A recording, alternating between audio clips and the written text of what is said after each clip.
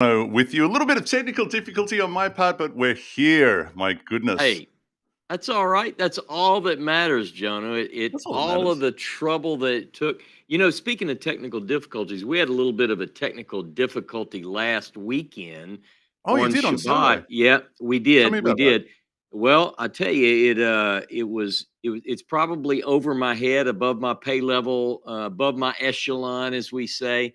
But I can tell you this: whatever it was is supposedly no longer an issue because we wanted to go back. I think I mentioned it to you last week or so. Seth and I wanted to go back on Saturday mornings to a live feed, Mm. but we wanted to do it with a lot more class. We wanted to be able to bring in better quality on audio, video. Also, we wanted to bring in the verses so that Seth could type the verses. So Mm. anyway, Mm. we tried to go live. There was a glitch in the software, is the way I understand it, and it just didn't. Kind of Didn't what want to you do ran it. into this evening. Yeah, it just didn't want to go. So we did a really nice Zoom call, and it went wonderful. But we're here. It's always good to see you, It's great to and see I'm you while ready. we're on. So now listen, just to remind everybody, of course, on Saturday mornings you uh, present a class, and this was going to be the first on the book of Isaiah. You were kicking off a That's series on correct. Isaiah. Are you Yep. going to be doing that next Saturday? So you're going to kick off on Isaiah next Saturday? The Shabbat? That is correct. Yes, God Okay. willing, inshallah, as our cousins say, Bezrat Hashem, with the help of God. Yes, that's the Hmm. plan. Saturday morning, 10:30 a.m. Central Time, we're going to kick off a study on the prophet Isaiah, the book of Isaiah, and I'm excited about this. It'll be similar to what we did with Jeremiah, but we're moving the timetable back now. Jeremiah's Mhm. later. We're going to move it back. So I'm really Mhm. looking forward to this, and I hope that everyone who is able to can join us on Saturday morning. Same channel, And this YouTube channel right here. okay, and you've also been doing Zoom calls on like group calls on a what is that on a Wednesday night? That's right. That's right. Wednesday nights, I do a Zoom call with members of this YouTube channel. Anyone who joins the YouTube channel, we call it the Yakad. There's a button on the YouTube channel that says join. Hmm. People who join that and people who also join our Patreon.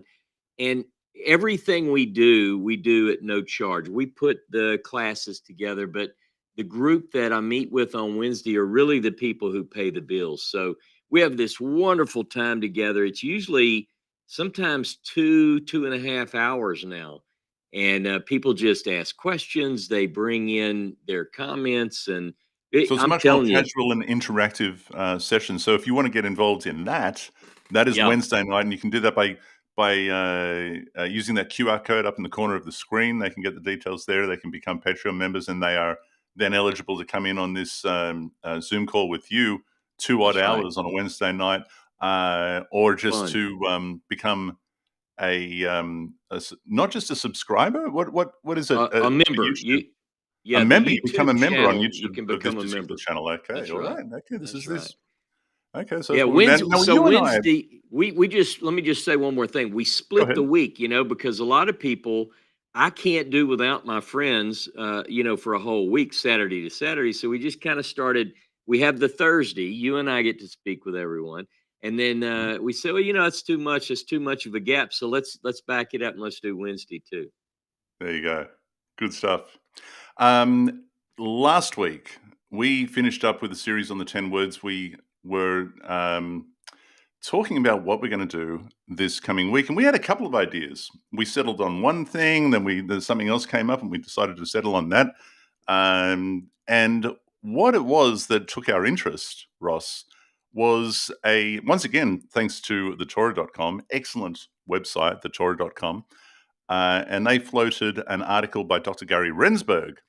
Yep. And that article is entitled Hapax Legomena 10 Biblical Examples.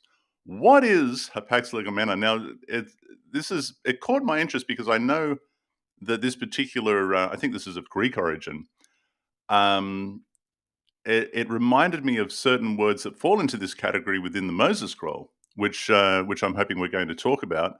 What Right. is that term used for? I tell you, I had honestly, Jono, I had not heard the Greek term uh, hapax legomena, or in the singular, legomenon. I had not heard that, but once I began to read the article, because you sent the article to me and said, "Hey, what do you know about this?" And as I read it, I was familiar with the idea, Hmm. but I had become familiar through the channels of the Masoretic studies that I'm doing. Hmm. So what it means in Greek is, you would have seen in the article. By the way, Jono, I put the link in the description of this video for the article on the Torah.com. I also put another link to another article in Jewish Encyclopedia on this idea. What it really means, the Greek word hapax, means once. So it's once said or once spoken.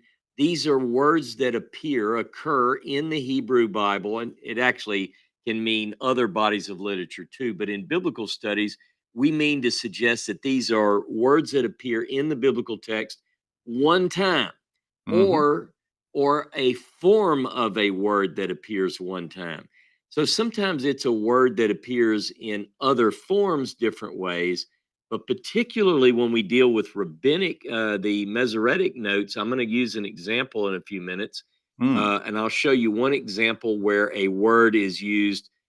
It's used other time more than once, but in a particular form, it's only used once. So this is pretty interesting, and I'm glad you sent it to me. So go ahead. Yeah, I find it interesting. And I just want to read one paragraph out of the article. It says, "We cannot know whether any specific biblical hapax was a common term in ancient Hebrew that just happened to appear only once in the corpus, or whether it was actually a rare word used for some literary or stylistic purpose. The pathfinding research of Frederick Greenspan, however, indicates that in general, Hapax Legomena were indeed rare words in the lexicon, so that the latter option is more likely the case." Interesting. And that might be interesting when we get to the Moses scroll. Yep. But so, what are some of these examples within our Bible? What are some words that are What used only once for us?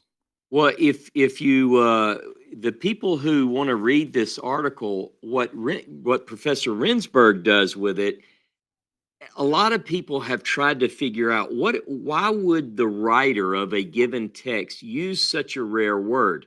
And in his particular article that you referenced and that is in the description below, what he proposes is that the writer would at times use a particular word that may or may not have been very common. In fact, it might have been extremely rare, but he used it to play off of a word play or alliteration, where did you see that? So some of Yeah. those were kind of neat. Yep. So it's far more deliberate, and it may have a reason to be there that relates to its context more so than just the general vocabulary. Just a quick g'day to James, because I see that James has dropped in. G'day, mate. James Tabor. Hey, how's it going? And by the way, what I'd like to do today is, we've got a lot of comments going. Maybe if we can push through, get some of the good content that we have out there towards the end of the show, let's take some more questions. That way we can keep Mm. some things together.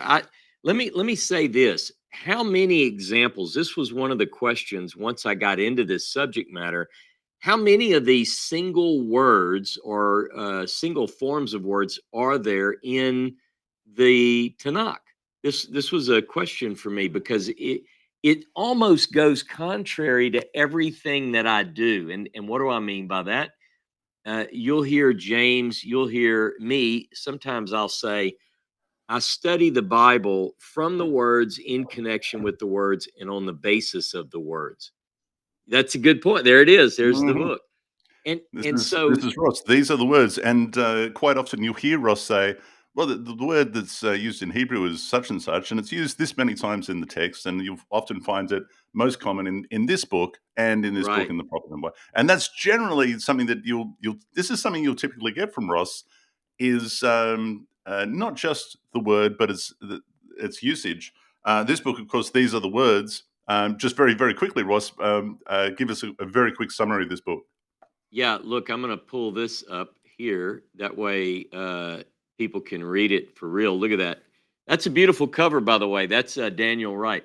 So this book, these are the words, essential biblical Hebrew vocabularies. This started as a project just as I was beginning to try to learn biblical Hebrew in the 90s. And what I found was that a lot of the Hebrew vocabulary books would introduce me to words that were listed in alphabetical order, or they begin with these are the top 26 verbs or whatever. I wanted to know the most frequently used words, whether they be verb, noun, whatever. So this book actually puts the words, the top more than 1,000, it's over 1,050, in the actual order. And so as you begin in page 1, you're learning the most frequently used words from the get-go. By the way, Right. Jono, Yeah. it happens to be the Amazon bestseller in the category of Hebrew language and Still, Christian language. Well, no, not still. This is a tough competition. It just means that I sold more books in that category. it's a So it's bestseller. not, yeah, it's It's a a bestseller. bestseller. That's what it took. Yeah. Yep. Fits in your pocket, or you can get it on your Kindle. Now, list of the mastery and memorization for the the Hebrew Bible's most common words. So Hapax is not going to be listed in this book. So give us some That's examples of. right. That's right. Yeah. So I'll Oh, give you how one many? example. So how many? You were about to Oh, tell us okay. how. Okay. I was going Yeah. to tell you. That's right. Hmm. So there, according to most, now this is debated depending on who counts it. But one of the figures that I read in several sources says that there are approximately 1,500 words that would fit in the category of hapax, except that if you go by a very, very strict definition, there are 400, is what most people say. But I keep coming up with a number 412 in most of the sources. Now, this is quite interesting. So, of all the words in the Hebrew Bible, you and I did a class one time and we talked about how many words. I've forgotten the number of different Hebrew words, but 400 of these words occur strictly only one time. So I probably don't even know these, but I'll give you an example of one that I do know. Go ahead. And our friend Jeffrey, our New Zealand Oh yeah. friend. Yeah. Yeah. So he posted, when I posted about the discussion we're going to have tonight, he posted on there a word, sulam. Now, in the story of Jacob in Vayetze, the Torah portion, Vayetze, Genesis chapter 28, I believe it's verse 10 or 11, where Jacob is leaving and he puts a rock down and he sleeps on the rock and he has this dream. You and I, we go to this We've place, we go to we've been there in Beitel, Beitel. Yeah. and we have it on the On list the again. Tanakh If we tour. have time, we're going to try to do it this year. But the bottom line is he has a dream and he sees in English, it depends. Some translations say ladder or staircase. Everyone knows about Jacob's ladder, as we Mm. call it. But you realize that this word sulam is one of the words. It's a hapax. It only occurs one time in all the Hebrew Bible. So I didn't know this. So when Jeffrey posted that, I said, I knew it was rare. So let me see. And I typed in, and sure enough, in my Accordance Bible software, it says one time. One So time. Jeff gets a bonus. We're gonna buy him a snow cone, Yeah. maybe on the trip. All right. When we meet him Uh, in Cairo. Just very, very quickly. So the Tanakh tour this year, kicking off in Cairo on the 31st of October, going through Egypt, going down the Nile, flying over to St. Catherine's, the traditional Mount Sinai. We're going to ascend that. We're going to cross the Aqaba into Jordan, and we're going to do all of that. Wadi Rum, Petra, Mount Nebo, and of course the Wadi Mujib. We're crossing over on the 12th of November into Israel, the second leg of the tour, and we're doing 8 days there. You can do one, you can do the other. You can do the Egypt Jordan tour, you can do the Israel tour, or you can do them both. And if you do them that's both, you'll right. save a $100 combination discount. But if you're going to do it, dear friends, and I know a lot of people, I've been getting a lot of people asking lately, and it's I'm glad that you want to, but you need to get your deposits down quick smart, because we That's are right. at the point of the year where we're nailing down reservations. There is still room, but you've got to be quick. TanakTours.com is where you can leave your deposit and secure your place on either tour. TanakTours.com, quick smart. All right, That's right. so Okay, here's another one, Jono. Here is another word that is used only once, and it comes from the story of the flood in Genesis chapter 6, verse 14. These are from the article in the comments or in the description. It says, "Make for yourself an ark, Jono, of gopher wood." what's What gopher is wood, Ross? gopher? That's what I'm saying. What is gopher wood? Well, here's the deal. We don't know. Now there's a lot of speculation, and as I read the article, it says, well, we think that based on the Greek word and based on the Latin, we think that it might be some sort of cypress.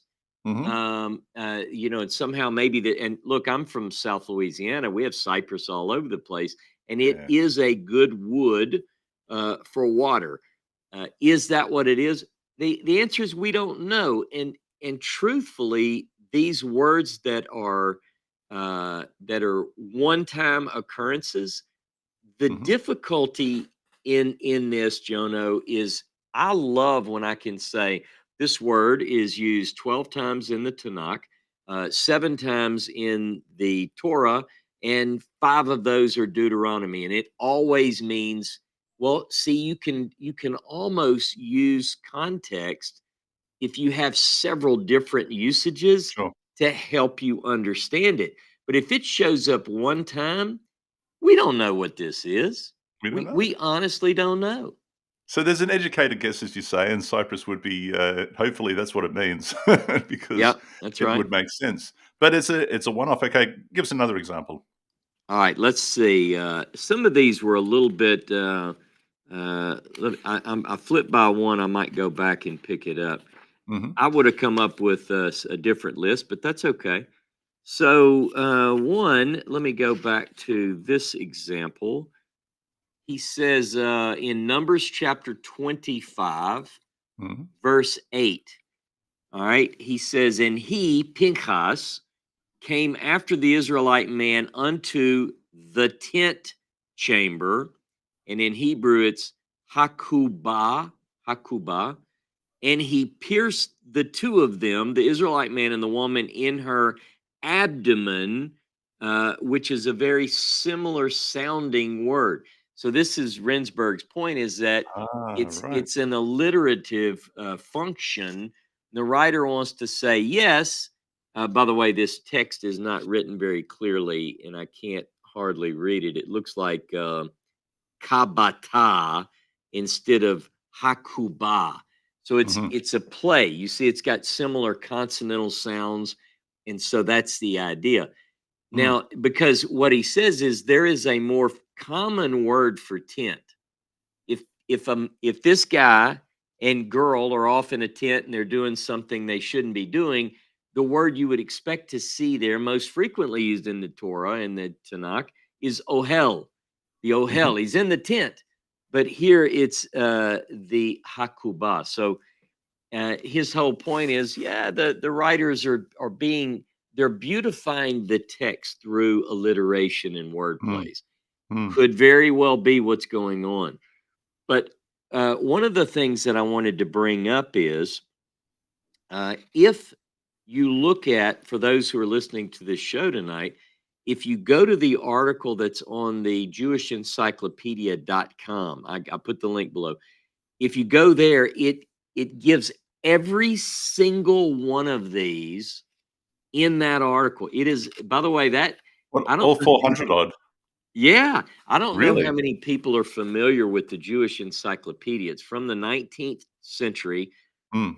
and years ago when I first got into all of this biblical study in a deep way, back in the 1990s, they didn't have it online. Obviously, I had to go to the library, and there was a set of these, fantastic. It's JewishEncyclopedia.com, not the Encyclopedia Judaica, Jewish Encyclopedia. JewishEncyclopedia.com. Let me ask you a question, because you just said a little while ago you might have come up with a slightly different list. When you were looking at the JewishEncyclopedia.com and you were looking at the list of 400 odd, was there any particular word that jumped out at you?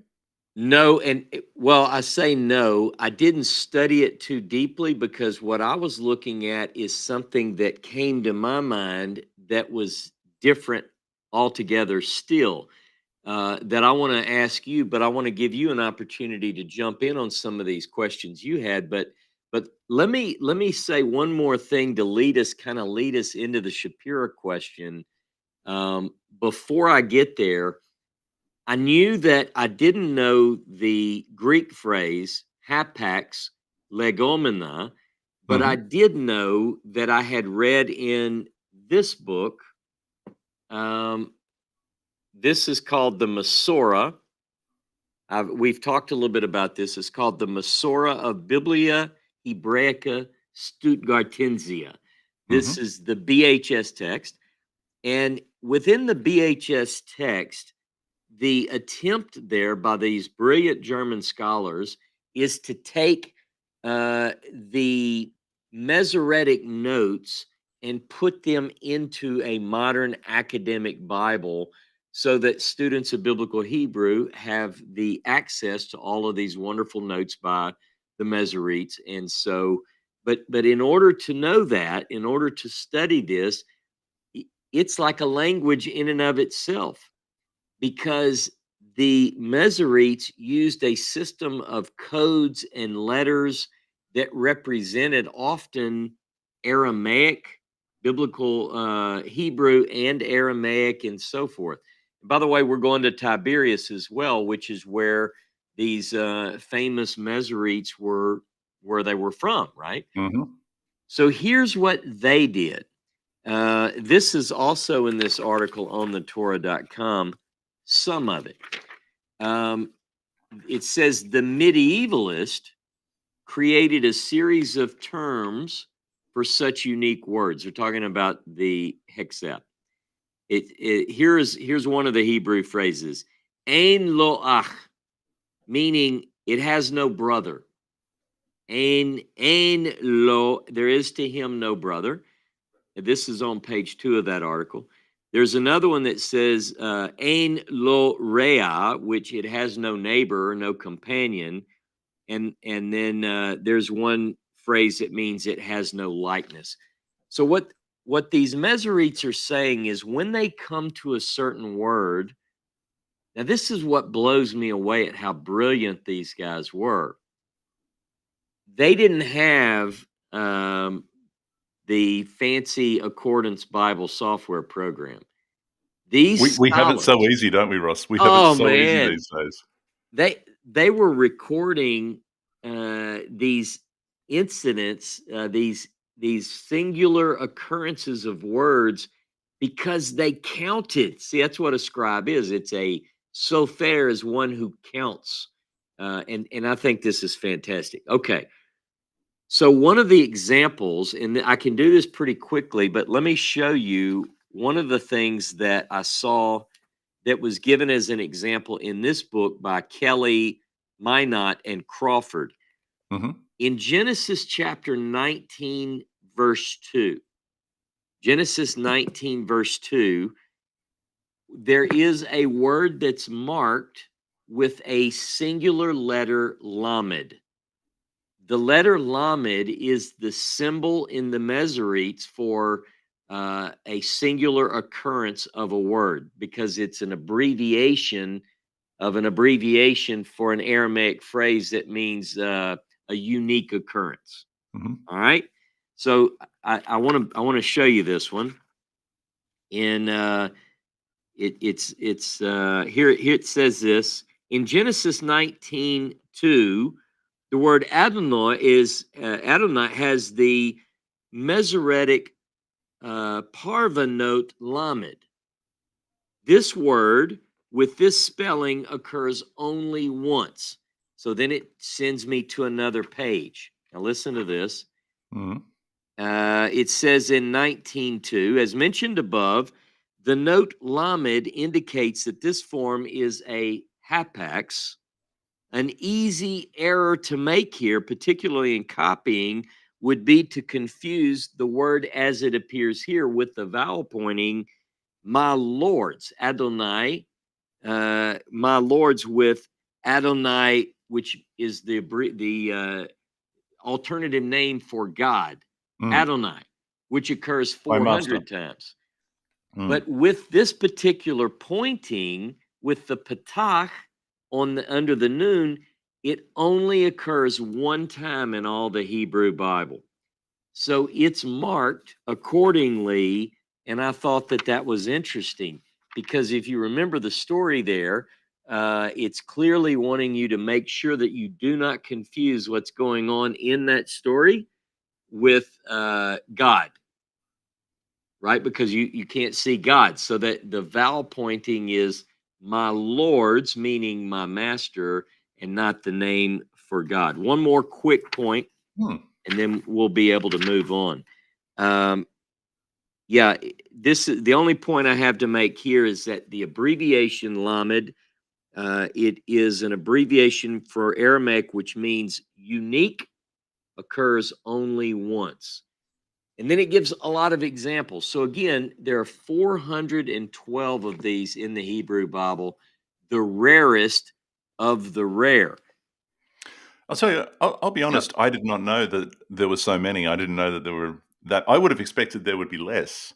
But these are the rarest of the rare, and there's 400 odd available for people to see, and that is fascinating in and of itself. The reason now, were you about to say something else? Because I was about to jump ship there. Yeah, but this will lead us into, but I'm just going to touch it and then throw the ball to you. Go And ahead. you tell me if you want to do this now or later.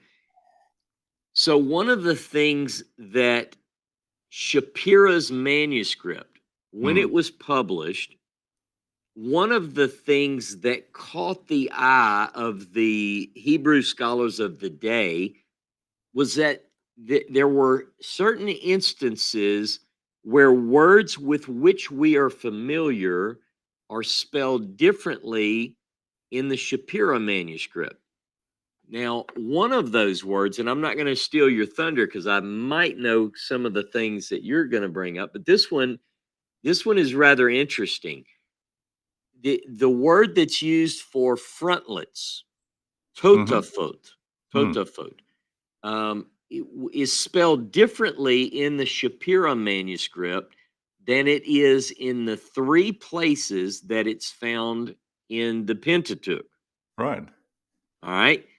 In the Shapira manuscript, it is spelled with tav. Lamed tav tav are the first three letters. In Exodus chapter 13, verse 16, Deuteronomy 6:8, and Deuteronomy 11:18. All three of those are the same passage in three different places, and it deals with totafot, the translated frontlets, but it's spelled with a tet. Now, people who know the Hebrew letters know that tet and tav sound the same, at least for, as far as we know, modern pronunciation. But the accusation from Ginsburg at the time was, hey, wait a minute. I know what happened here. This is a group of forgers sitting down, Jono, and one of them says, write totafot. And the guy doesn't quite know Hebrew well enough, and so he says, totafot. I'm going to spell it with tavs. Well, so Ginsburg says in his critique, when he calls it a forgery, he says, this is written by someone in the north of Europe. The forger learned Hebrew wrongly, and he doesn't know the difference in a tav and a tet. So Shapira's beside himself the next day. When he reads this in the newspaper, he blasts Ginsburg, and he should have. You know what he says? He goes, listen, any child who is a Jew, is going to know the word totafot because he sees it 3 times a day when he does the liturgy. You're not going to You're not going to misspell totafot. And then he says something that caught my attention. And I'll read it if you want me to later, but I just want to touch it. Sure. Go ahead. He says, well, let me open it up. It's worth it. So this is what he says when he's critiquing an example. Ginsburg. This is Ginsburg's argument. It's in my book on page 84. In the north of Europe, moreover, the Jews pronounce alike the letters tet and tal. This accounts for the otherwise inexplicable spelling in this document of the word rendered frontlets in our authorized version. Despicable, inexplicable. All right, so this is Ginsburg. Now, Shapira countered this in several ways. Listen to what he says. First, this word is repeated in prayer by religious Jews 3 times daily. Not even an ignorant Jew, if he only knew to read a little Hebrew, would have mistaken and miswritten that word. He then made the point that even though the word appears 3 times in the Bible, rare word, Jono, Exodus 13:16, Deuteronomy 6:8, Deuteronomy 11:18, no one even knows what it means. He said that the translation of frontlets was by imagination. This is what Shapira says. Shapira argued that this word, as it appears in the Bible, may not even be of Hebrew origin, and it goes on, and I covered more. When I first started researching this manuscript, that struck me. Okay, if you're a forger and you're gonna include in your forged document about something so well known as the totafot, the frontlets between your eyes, that's one word you're not going to misspell. That's like misspelling Shema. It's something you're going to say every day. You don't think that someone who knows Hebrew is. So that struck me, but then it made me think that this is a point for the authenticity. Long story short, what we have is that 3 different 19th century scholars looked at this particular word.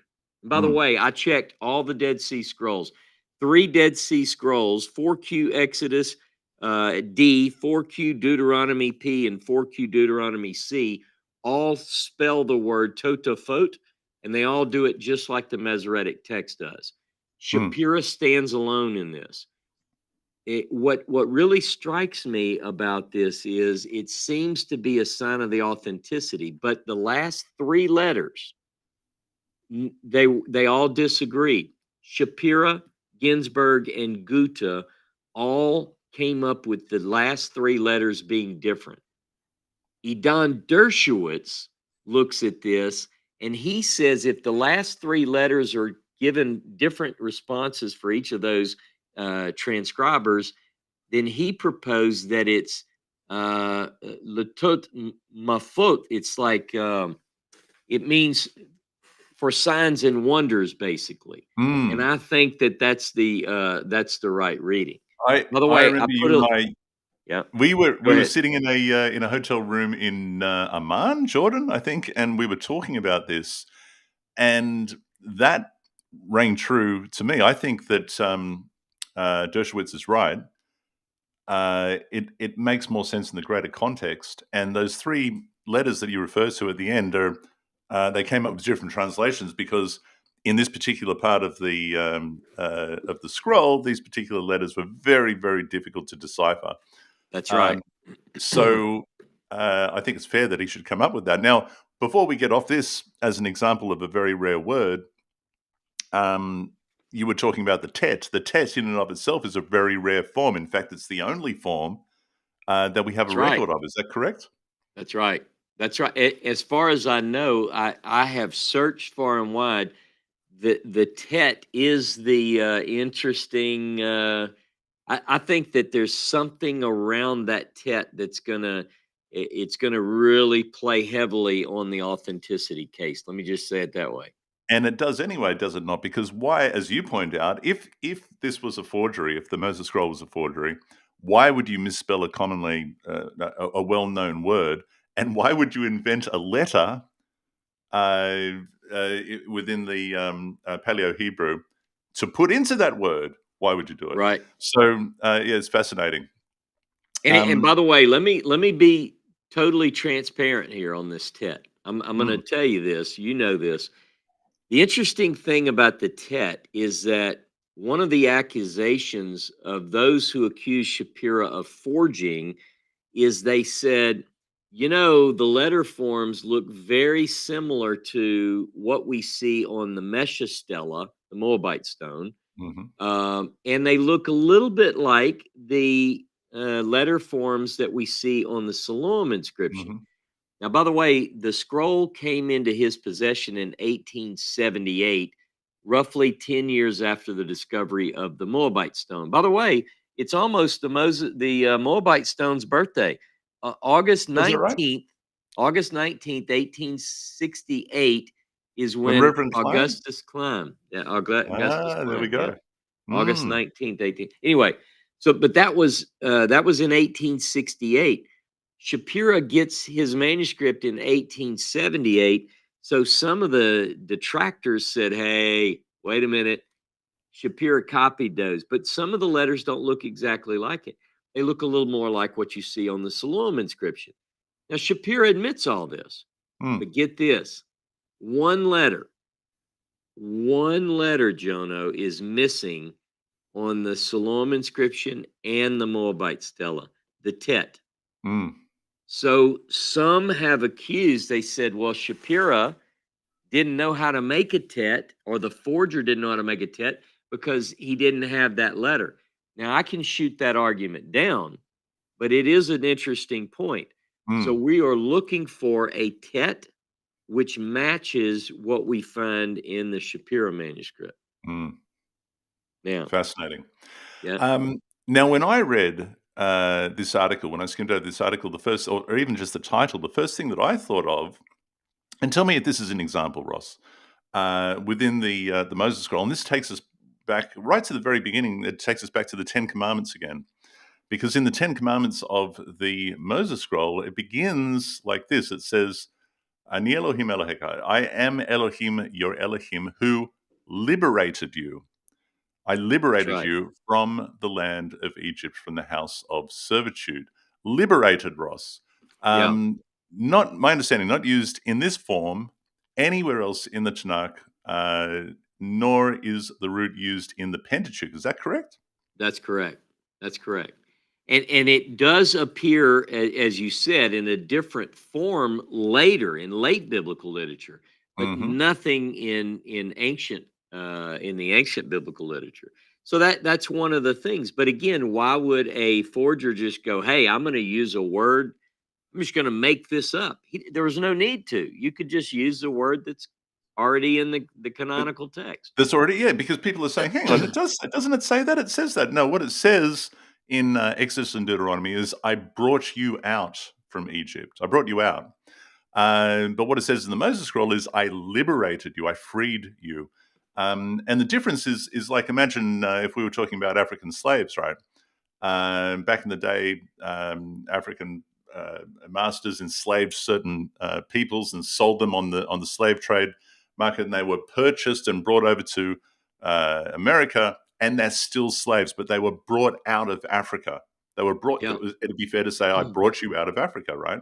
But if it says, "I liberated you from Africa," well, now they're free people. They've Yeah. they've been liberated from their situation, and they are free now in their new country.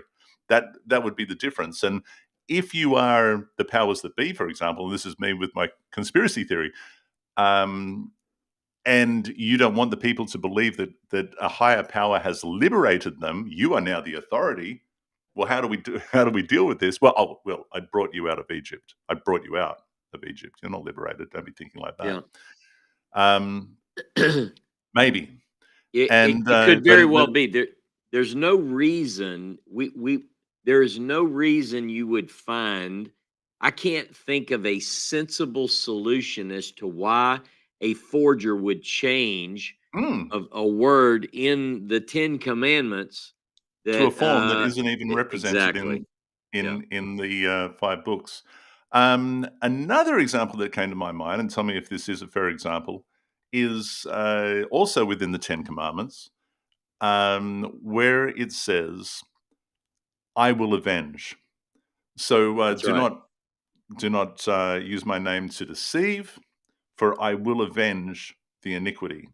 Yep. I will avenge us. And this is thanks to Dershowitz as well. He gets this right, I believe. That's Uh, right. Idan Dershowitz. Your thoughts on that one? Yeah, you're hitting some really good ones. In fact, when Nehemiah Gordon and I looked at this text together, I remember as he got to some of that, which by the way, we're going to have to publish those because some of this never even hit.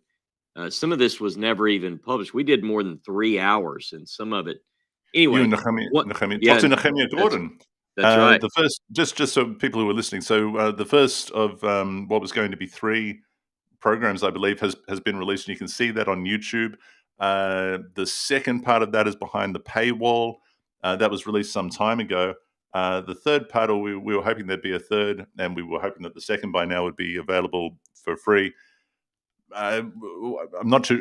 Nehemiah is a busy man, but it might be time to release that. But this is something that you guys discussed. Go ahead. Yeah, and some of that example that you brought up, Nehemiah is very fluent. Obviously, he's a Mm. scholar, and this is his field, and this is his language, and so when he would get to certain things like, and I will have, he, I remember when he first read that, he's like, that's not even a word, and it truly it kind of throws you back because you're not used to seeing, but the way that Hebrew is built as he thought through it, he's like, well, I mean, it's just not a word that we see in the Bible. Mm. Mm. So that's the definition of a hapax. It's like, That's right. so for instance, there's another in the same deal in the Ten Commandments where you say I Shabbated because you Oh have yeah, God speaking first person. Well, that's there's right. nowhere in the Bible that it That's a says I Shabbati. ceased. Yeah, Yeah, Shabbati. So yeah. I ceased, but it's first person, and so if this is a forgery, the forger had to create a lot of these one Forms occurrence, of one words for offs. which he had no precedent. That's right. And Yeah, and do it right. See, this yeah. is the thing. So I remember when the Tylers employed through their language department a person in German to work with me on the fragments of a leather manuscript. It was funny because as I began to the German guy was translating and sending it to me, and it would make sense. And I said, "Wow!" So you have Hermann Goethe is Good to hear. reading this, and he's saying the forger really knows what they're doing here. It's like it because they're making up words based on other forms of words.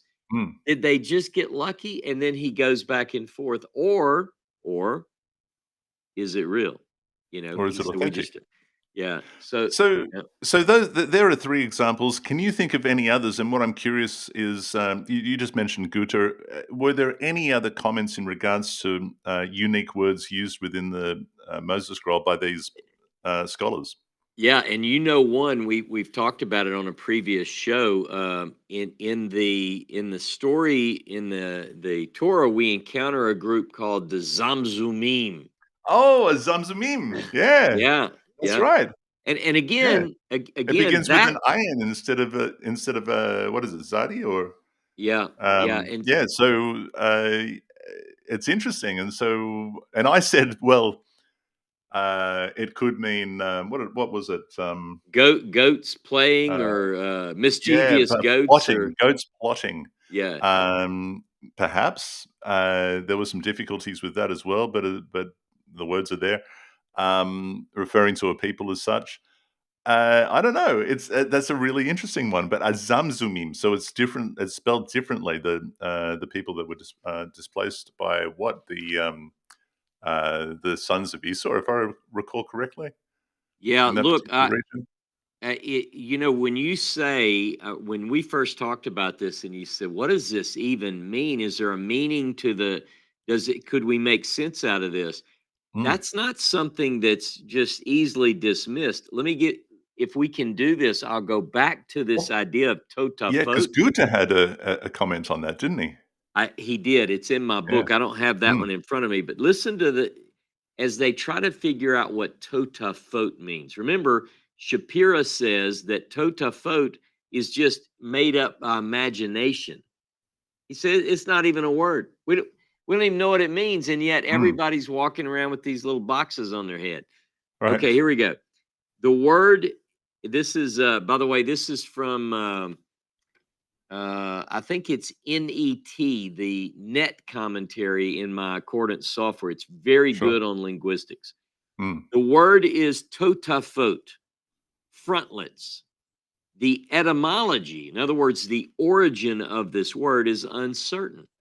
Mm. That's what Shapira said. But Mm. the word denotes a sign or an object placed on the forehead, a sign or an object. Now, if we go with what Idan says, he takes latot, lamed, tav, to mean for signs. That's what this says. And this gives a reference to the Talmud to Shabbat 6:1. The rabbis in the Talmud are saying it has to do with a sign, Mm. latot. Now remember, in the Shapira manuscript, there are no word separations. It's scriptio continuum, Mhm. meaning you have letter, no break for the words. So you wouldn't have latot mafot. You'd have latot mafot, and you just keep reading unless there's a word separating dot, and there's not one here. Okay, so here we go. The Gemara interprets it as a band that goes from ear to ear. In the Targum to 2 Samuel 1:10, it's an armlet such as worn by Saul. See Driver, Exodus 1:10. These bands may have resembled the Egyptian practice of wearing as amulets forms of words written on folds of papyrus, tightly rolled up and sewn in linen. Here's the deal, Jono. Nobody knows what this is. We have Mm. three occurrences: Deuteronomy 6, Deuteronomy 11, Exodus chapter 13. All three of these describe something which is a sign that's to be worn, but they don't know what it means. Nobody knows what it means. Mm. We say we know what it means, but Jono, that is purely by imagination. Mm. Mm. That's fascinating. And is it, and then there's the discussion of, is this metaphorical or is it actually something physical? And there's a discussion to be had there too. Any other examples, Ross? Have we covered this so far? I think we've covered sufficient to get the point across. Maybe we'll take a couple of minutes if there are any questions about this, or I know that there were some comments. Maybe people are happy with that. We've gone almost an hour, but again, one thing I'd like to kind of wrap up from my side of this with is this idea. I'm more familiar with working in the text at those, how the frequency, how often this. Now a lot of times in my teaching I will bring up, I'll say, this word only occurs once or twice or three times. So these are the ideas that we uh but again, most often I'm thinking of this word occurs 10 times, 15 Mm. times, 20 times. But it is Mm. an interesting idea, and it's often very, very minimalist in, when you think Mm. about this. Mm. Yeah, so there you go. Fascinating. So once again, the article that triggered this for us was by Dr. Gary Rendsburg, Professor Gary Rendsburg on thetorah.com, Hapax Legomena, 10 biblical examples. The link is there in the description, and it did make us think of a number. Now, isn't that interesting? The three that we've addressed here are, well, four in fact, three of them are in the Ten Commandments, as we have been in, That's and right. the fourth is that you're talking about as part of the Shema, and that appears prior to the ten as opposed to after in the That's right. Deuteronomy. So fascinating stuff. We will leave it there, I think, and we're going to be back again this time next week discussing who knows what, Ross. Well, we did have another topic. Should we let them know what that was, or we might come up with something else over the week? No, let's not bring that Keep one them up guessing. because yeah. Huh? All right. Do what? Keep them guessing. Yeah, I tell you, I really am excited about this. I almost like to surprise people because it gives us more flexibility. I Yep. love doing series, but I also like doing these individual one-offs, and it allows us to a little bit more flexibility. But listen, if anyone wants to join us, now is the time. You can do Mm-hmm. it. TanakTours.com. Jono, I can't wait to be in Egypt, and we don't have long, do we? No, what is it? Just a couple of months, I think, Ross. 31st of October, we are kicking off the tour. I'm going to get there. You and I are getting there a couple of days early, I think. That's right. And I'm really looking forward to it. This is my first time in Egypt. It's your first time in Egypt. And so we're really buzzed about it. It's going to be very exciting. It does have a Exodus theme, if you like, That's and right. certainly a Moses Scroll theme. We're going to be going through, as I say, beginning in Egypt, going down the Nile on a river cruise, no less, Ross. A 3-night cruise on the Nile, Jono. I Mm-hmm. mean, Couple of what? internal flights. G'day, Christo. Yeah, He'll be there.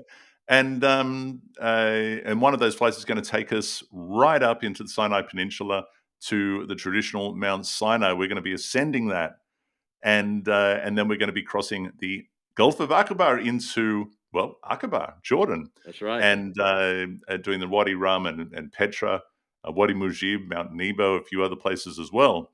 Seth is And going, by the way. So those who can't go, let me just say this. I know some can't go, and that's okay. mhm, We're going to mhm, do everything we can to share that experience. We're going to make you do some jealous. lives. Yeah, so we're gonna make sure people can be part of it, as best they Mm. can. So, but if you Yeah, can well, go, sign up. sign up. Tanaktools.com. Get your deposit down for the Egypt Jordan tour or for the Israel tour or for both. If you do both, you'll get a $100 combination discount. And Israel kicks off on the 12th of November, and we'll be doing all great things there. Looking forward to seeing some viewers and meeting some of you guys. We're going to have a lot of fun. We'll be Hey, back this time next thank week. Go ahead, Ross. Yeah, I was just going to say thanks everyone for joining us. Some of you were with me on Wednesday. Now you're here with us on Thursday. You'll be there on Saturday. It really means a lot to me. I appreciate it. I have fun doing this, and if there's no one to listen, it's not even I mean, what good is it? So, That's right. thanks for Love you joining guys. us. Thanks for taking your time, and we'll see you. You'll see me Saturday morning if you're free. So There you go. 10:30 a.m. I Have a sign up. beautiful night.